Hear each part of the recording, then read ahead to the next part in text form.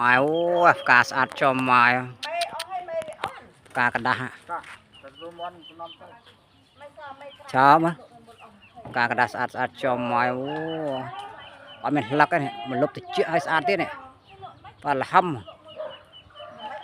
អាចច្រកលេងថ្ងៃនេះ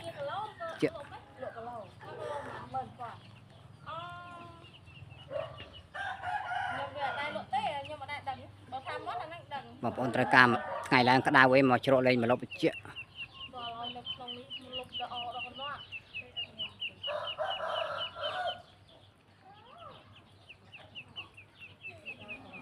ាល្អហ្មងឲ្យស្អាតទៀត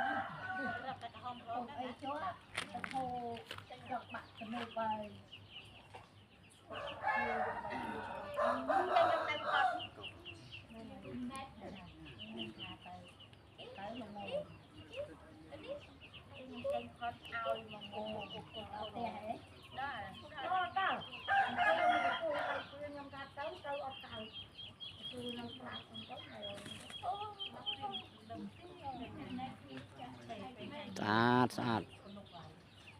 បងប្អូន